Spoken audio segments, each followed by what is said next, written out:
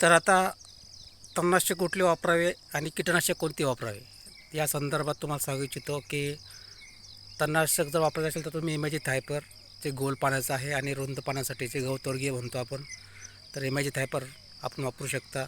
सोबत गोल पाण्यासाठी टर्गा सुपर, विप सुपर असे भरपूर प्रमाणात आपल्याला किजॉल फॉर्ममध्ये घटकामध्ये भरपूर औषधे उपलब्ध आहेत.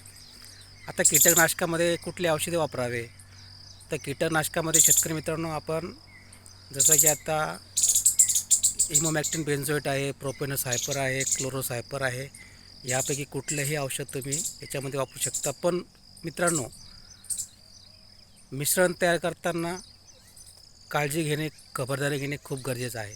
जसं की आता आपण जर समजा तणनाशकासोबत कीटकनाशक वापरत आहे, तर तणनाशक आणि कीटकनाशक म्हणजे सुरुवातीला तणनाशक थोडंसं घ्यायचं आहे आणि कीटकनाशक घ्यायचं आहे, म्हणजे याचं मिश्रण थोडंसं प्रमाणात आपल्याला एक प्रायोगिक तत्त्वावर करून बघणे गरजेचं आहे.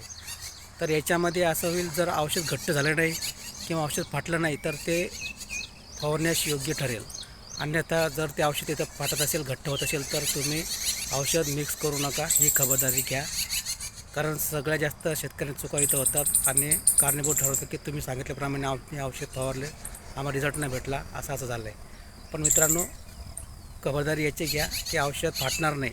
जर औषध फाटत असेल तर तुम्ही तणनाशकासोबत कीटकनाशक हे मिक्स करू नका, ही नम्र विनंती आहे.